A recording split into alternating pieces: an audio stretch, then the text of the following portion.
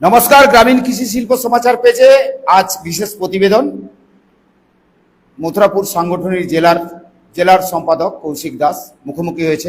কৌশিকবাবু নমস্কার আপনাকে গ্রামীণ কৃষি শিল্প সমাচার পেজে। নমস্কার কৌশিকবাবু, আজকের আপনার কাছে একটা প্রশ্ন, যেখানে আমি আপনাকে দেখেছি যে সোশ্যাল মাধ্যমে বিভিন্ন সময় বিভিন্ন যেগুলো আপনি পোস্ট করেন, যেগুলো আমরা দেখি, সত্যি খুব ভালো পোস্ট করেন, যেগুলো খুব খুব প্রয়োজন। কারণ যাদেরকে নিয়ে পোস্ট করেছেন যে প্রত্যেকটা বাড়িতে আশা কর্মী দিদিদের যেতে হবে, আইসিএস কর্মীদের যেতে হবে। তো ইদানিংকালে দেখা গেছে যে অনেকেই, যেটা আপনি পোস্ট করেছেন খুব সুন্দর পোস্ট হয়েছে, কারণ এগুলো যেটা সরকারের যা বিধি, সরকারের যা নিয়ম, সেই নিয়ম মাফিক তাদের কাজ করতে হবে। কিন্তু ইদানিংকালে দেখা গেছে আশা দিদিরাও কিন্তু আন্দোলন করা শুরু করেছে, কি বলবেন? দেখুন, আশা কর্মীদের যে দায়িত্ব আছে তারা সেই দায়িত্ব পালন করুক। প্রথমে আমি তাদেরকে এটা আগ্রহ প্রকাশ করব, অনুরোধ করব, আশা দিদিরা আগে নিজেদের দায়িত্বটা সঠিকভাবে পালন করুন। ইউনিয়নবাজি কম করুন, কারণ ইউনিয়নবাজি করে আপনারা বড়জোর বলতে পারেন মায়না বাড়ানোর কথা, ভাতা বাড়ানোর কথা। তো ভাতা তো সরকার এসেই আপনাদের 5,000 টাকা করে বাড়িয়ে দিয়েছে। আপনারা নিজেদের দিকে একটু আঙুলটা তুলে দেখুন আপনারা সঠিক কাজ করছেন কি করছেন না। সরকার আপনাকে ভাতা দিচ্ছে আপনার মুখ দেখার জন্য নয়, আবারও বলছি, আপনার কাজটা আপনি সঠিকভাবে করুন। সরকারের কাজ করতে দিন, ইউনিয়নবাজি কম করুন। বাড়ি বাড়ি যাওয়ার, যেটা বাড়ি বাড়ি গিয়ে সরকার যে দায়িত্ব পালনটা করতে বলছে সেটা করুন। আমি বিনম্র অনুরোধ করছি প্রত্যেকটা আশা দিদির কাছে, আইসিডিএস কর্মী দিদির কাছে, মা বোনেদের কাছে আমি অনুরোধ করছি, বিনম্র অনুরোধ করছি, নিজেদের সঠিক দায়িত্বটা পালন করুন। যেটা বাড়িতে না গিয়ে নিজের একটা জায়গায় বিভিন্ন রকমের অভিযোগ আসছে, আমরা শুনছি, আমরা ধৈর্য ধরে দেখছি, প্রশাসনকে বলছি, প্রশাসনও ব্যবস্থা নিচ্ছে, প্রশাসনের নজরেও রয়েছে। কাজ করব না, মাইনে দিতে হবে, এটা হয় সম্ভব নয়। অভিযোগ আজ হয়তো হবে না, কাল হবে, পরশুদিন হবে, তরশুদিন হবে। সরকার ইতিমধ্যে টোল ফ্রি অনেকগুলো নাম্বার দিয়েছিল, সেখানে একাধিক অভিযোগ পড়েছে রাজ্যের, যেখানে সভাপতি শ্রমিক ভট্টাচার্য বারবার বলছে যে এই যে যারা দেখা যাচ্ছে ইদানিংকালে বিভিন্ন সোশ্যাল মিডিয়াতে বিজেপি ভার্সাস বিজেপিতে ডিম ছড়াছড়ি চলছে, প্রকৃত বিজেপি ভার্সাস বিজেপি মারামারি হচ্ছে। আমি মনে করি না বিজেপি ভার্সাস বিজেপি হচ্ছে বলে। 4 তারিখের পরে কিছু লোক বেনজল ঢুকে পড়ার চেষ্টা করছে, মাত্র দল সেগুলো ছাঁকনি দিয়ে ছাঁকছে। অনেকের আপাত দৃষ্টিতে মনে হচ্ছে গন্ডগোল চলছে, এটা চলছে ওটা চলছে, কোনো গন্ডগোল নেই। এরা গন্ডগোল সৃষ্টি করার চেষ্টা করছে, বিজেপিকে বদনাম করার চেষ্টা করছে। আগামী দিনে, এটা এখন দলীয় স্তরে রয়েছে, আগামী দিনে দেখতে পাবেন প্রশাসনিক স্তরে চলে গেছে এবং এর অ্যারেস্ট হবে। এমন একটা পরিস্থিতি যেখানে জনগণ, আমজনতা আপনাদেরকে এই সরকারে নিয়ে এসছে, যেখানে জনগণের সেবার জন্য আপনারাও ব্রতী হয়েছেন। কারণ আপনাদের সংকল্প যাত্রা এক সময় ছিল, সেখানে বিভিন্ন যে সমস্ত কর্মসূচি ছিল সেগুলো কিন্তু ইতিমধ্যে সরকার কিন্তু চালু করে দিয়েছে। দেখুন, বিগত আমি যবে থেকে পার্টিটা করি 2008 সাল থেকে, তার আগে থেকে সংঘ করছি, সংঘের শাখার স্বয়ংসেবক আমি, ওটিসি করা ছেলে আমি, প্রথম বর্ষ করা ছেলে আমি। সংঘর দৃষ্টি পার করে আমি রাজনীতি করছি 2008 সাল থেকে, ছাত্র রাজনীতি করছি তার আগে। তো বিগত দিনে যারা আগে করেছে বা তারপরে এসছে, 21 সালে করেছে, আমি বলেওছি 16 সালে করেছে, আপনারাও জানেন এই কাকদ্বীপ বিধানসভা থেকে 16 সালে আমি দাঁড়িয়েছিলাম, এমএলএ ক্যান্ডিডেট ছিলাম। তো বিষয়টা সেটা নয়, দল পুরোটা মনিটরিং করছে কারা 4 তারিখের আগে ছিল আর কারা পরে এসছে, কারা দলের জন্য খেটেছে, দলের জন্য মিথ্যে কেস খেয়েছে, জেল খেটেছে, আন্দোলন করেছে, রাস্তায় পাহারা হয়ে দলের জন্য ঝান্ডা ধরে 2-4 নিয়ে বুথে বুথে বেরিয়েছে, তৎকালীন সময়ের কথা বলছি। এগুলো দল দেখেছে, দলের নজরে আছে। আমি নিজেকে তৃণমূল থেকে হঠাৎ করে বিজেপিতে চলে যাব আর বলবো আমি বিজেপির বড় নেতা হয়ে গেছি, গলায় উত্তরীয় পরে, গেরুয়া উত্তরীয় পরে বিজেপির ঝান্ডা ধরে নেবো, সব চলবে না। বিজেপির সিস্টেম আছে, বিজেপি সিস্টেমেটিক্যালি চলছে, আগামী দিনে সেটা আরো কঠোর থেকে কঠোরতর হবে।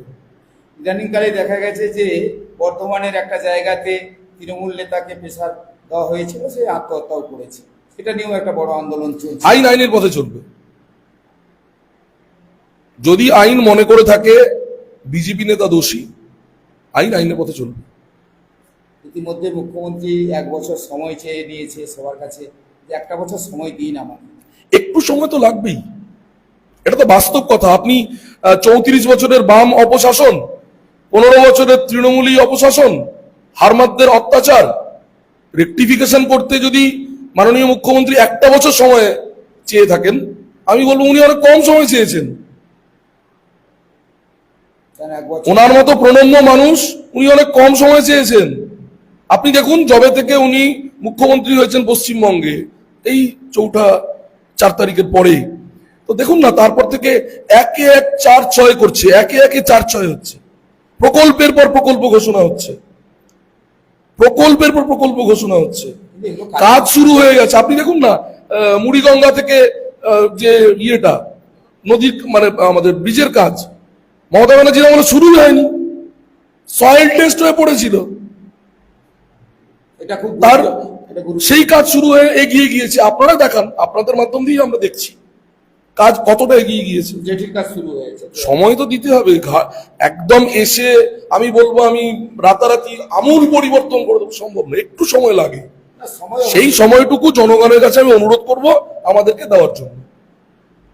কাকদ্বীপের পরিকাঠামো, সুস্থ সমাজ পাবে মানুষ বিজেপির আমলে। কাকদ্বীপের যিনি মন্ত্রী, প্রতিমন্ত্রী দীপঙ্কর জানা বারবার বলছে যে কাকদ্বীপের পরিকাঠামো চেঞ্জ করতে হবে। সম্মানীয় দীপঙ্কর দা আমাদের এমওএস রাজ্যের, উনি সর্বাঙ্গীনভাবে কাকদ্বীপের উন্নতিকরণ করার জন্য লেগে রয়েছেন। বিগত 2-3 দিন আগে আমাদের বিধানসভার ডেভেলপমেন্টের বৈঠক হয়েছে, সেখানে সর্বস্তরের নেতারা লোকরা পার্টিসিপেট করেছেন। সেখানে মাননীয় মন্ত্রী সাহেব তার চিন্তা ভাবনা ব্যক্ত করেছেন, সবার চিন্তা ভাবনা নিয়েছেন, এবং কি করে কাকদ্বীপের উন্নয়ন করা যাবে শুধু নয়, সুন্দরবনের ডেভেলপমেন্ট করা যাবে, তিনি সেটা নিয়ে রূপরেখা তৈরি করছেন।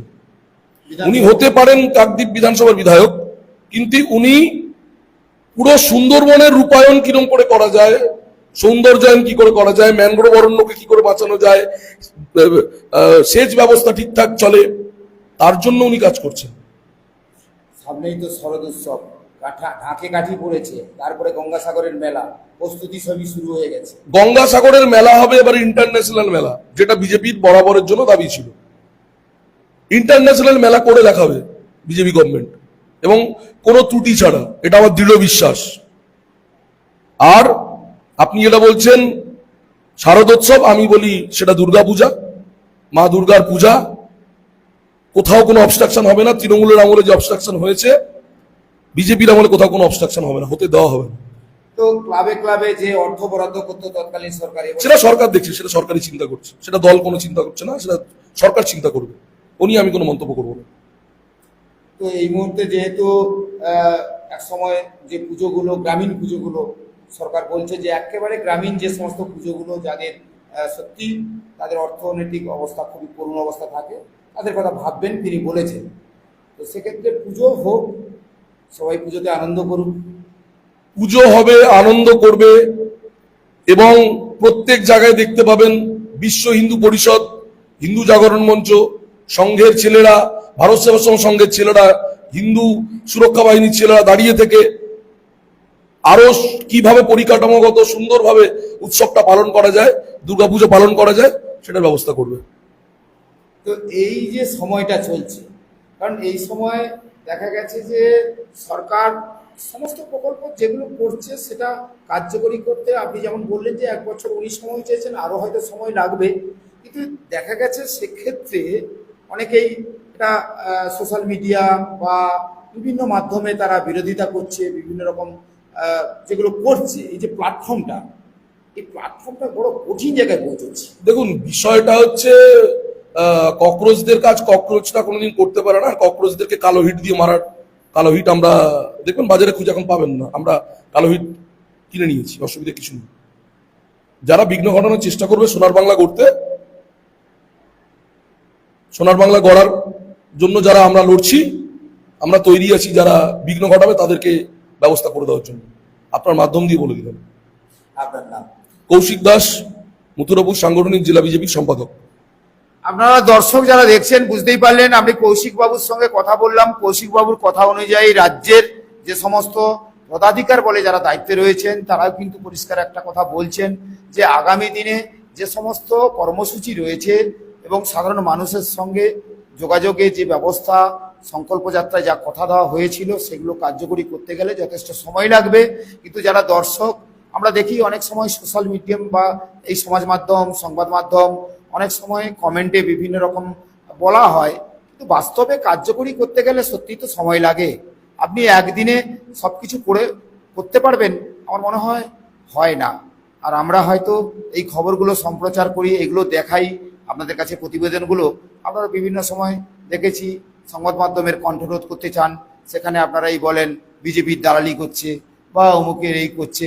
দেখুন, আমাদের কাজ হচ্ছে মানুষের কথাগুলো তুলে ধরা।